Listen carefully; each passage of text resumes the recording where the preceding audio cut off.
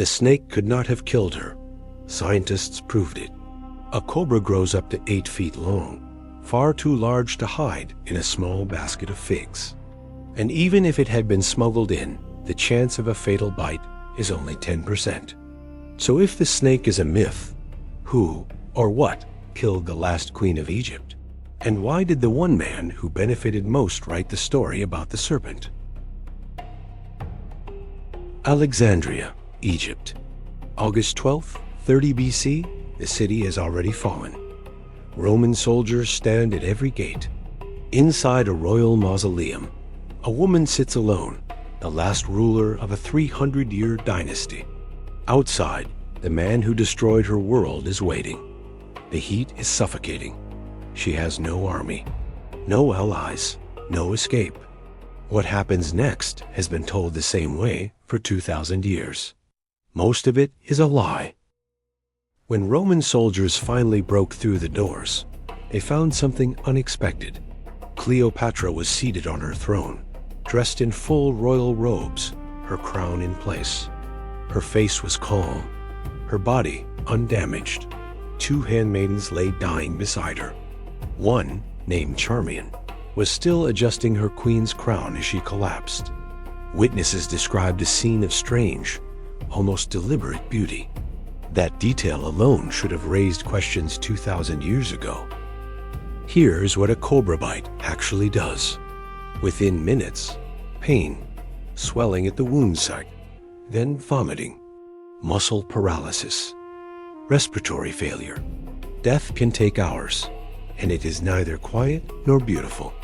Ancient historian Cassius Dio wrote that Cleopatra died peacefully, without visible suffering. Roman physician Galen confirmed the same. A cobra bite and a peaceful death are medically incompatible. The scene those soldiers walked into tells its own story.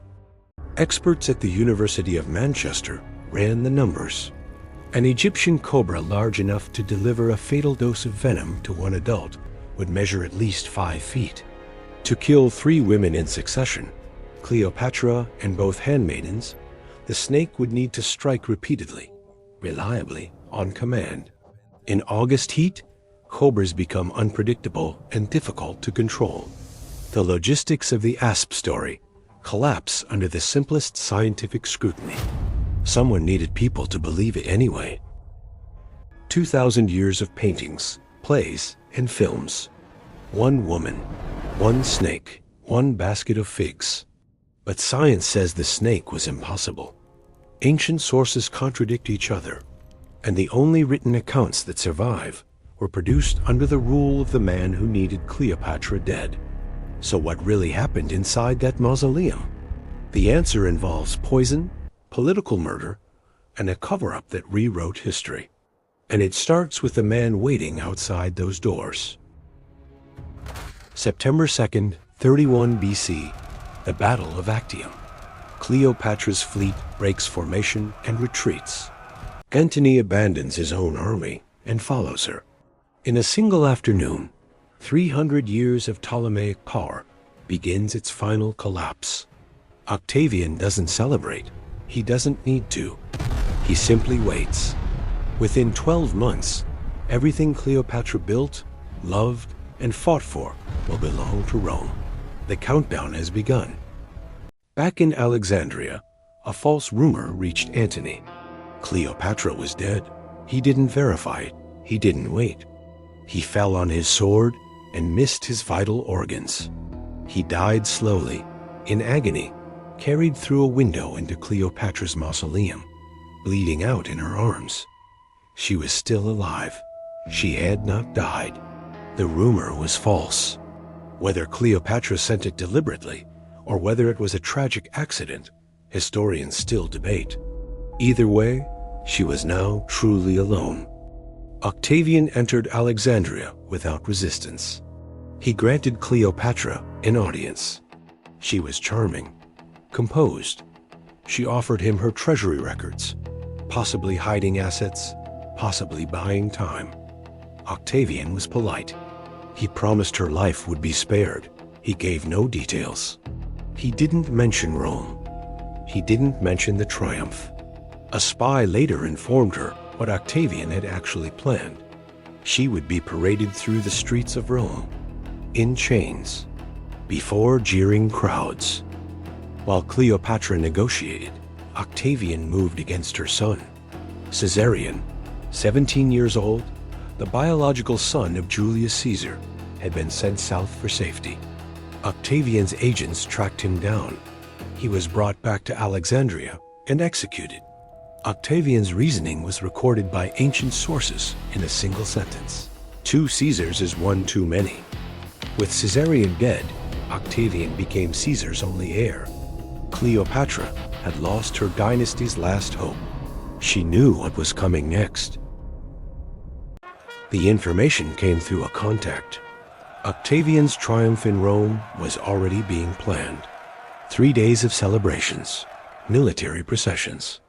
And at the center of it all, Cleopatra, the foreign queen, displayed in chains before the Roman people. Her younger sister Arsinoe had been paraded the same way years earlier.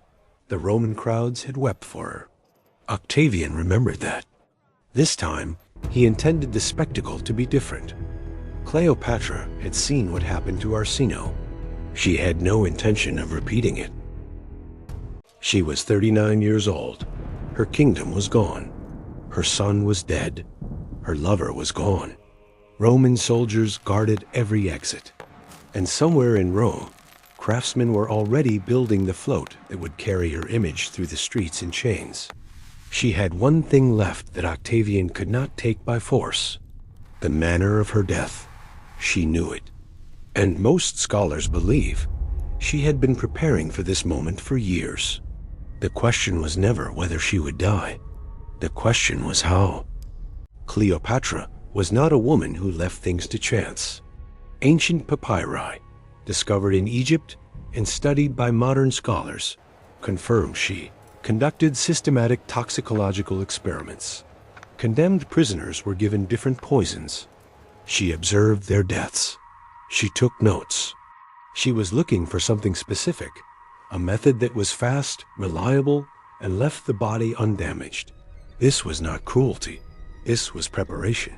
She had been building toward this moment long before Octavian arrived. Professor Christoph Schaefer of the University of Trier spent years studying ancient medical texts in Alexandria. His conclusion, supported by toxicologist Dietrich Mebs, Cleopatra most likely died from a carefully prepared cocktail of 3 substances: opium, to sedate and dull pain; aconitum, known as wolfsbane, to stop the heart; hemlock, to paralyze the nervous system, the same poison used to execute Socrates. Together, they would produce exactly what ancient witnesses described: a quiet, painless, beautiful death. Think about what Cleopatra knew. She had watched prisoners die from cobra bites. She knew the symptoms: the vomiting, the disfigurement, the unpredictable timing. She also knew that in August heat, a snake becomes erratic and difficult to handle. One wrong move and the bite goes wrong, or doesn't come at all. For a woman who spent years finding the perfect death, choosing a cobra would have been an act of extraordinary stupidity. And Cleopatra, every ancient source agrees on this, was anything but stupid.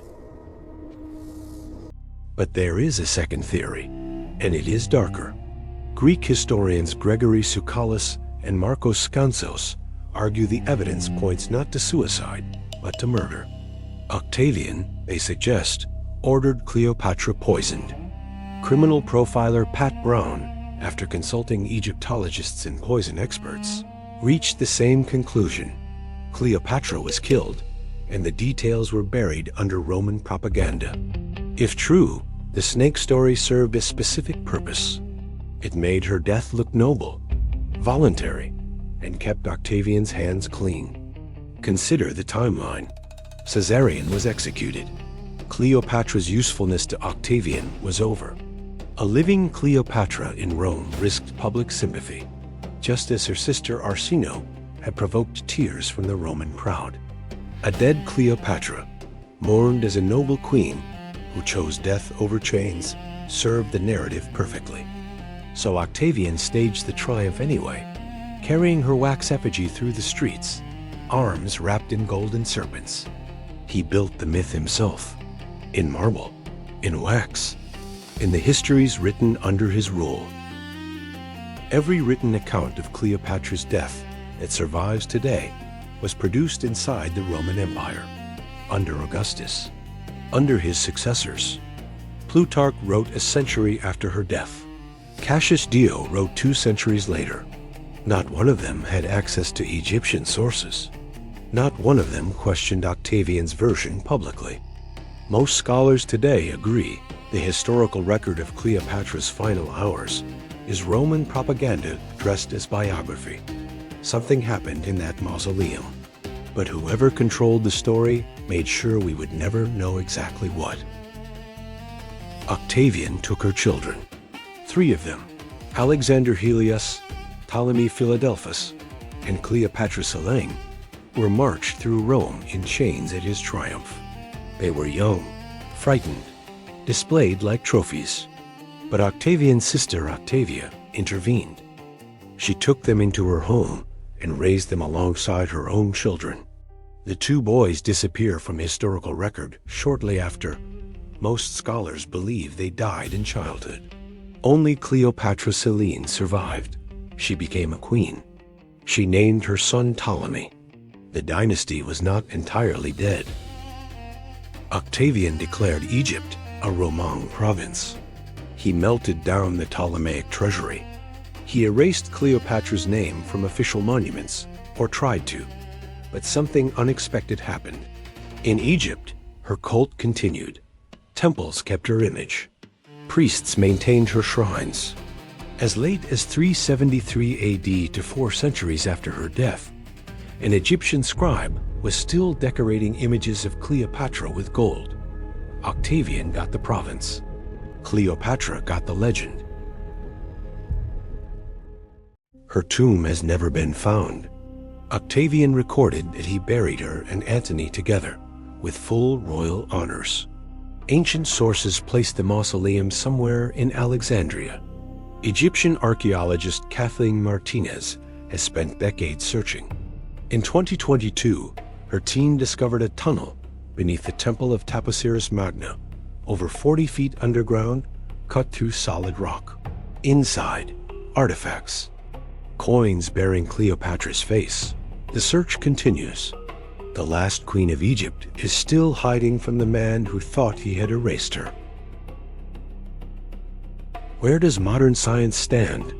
The snake, ruled out by biologists at Manchester, toxicologists in Germany, and herpetology experts worldwide.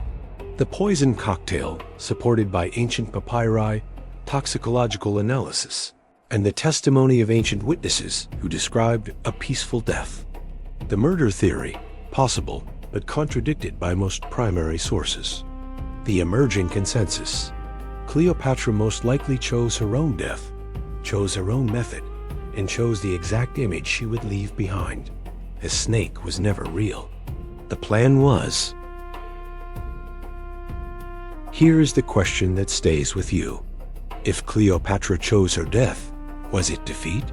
Or was it the final act of a ruler who refused to let her enemy write her ending? She denied Octavian his triumph. She denied Rome the image of a queen in chains. She died on her throne, in her robes, on her terms. Depending on how you look at it, she lost everything. Or she won the only thing that mattered. 2,000 years later, we are still talking about her, not about him. The snake was a story. A Roman story, told by Roman writers, preserved by Roman emperors, painted by European artists for 2,000 years. But underneath it, something more interesting. A woman who studied death like a science, who chose her final image with the precision of a general, who died exactly as she lived, in control.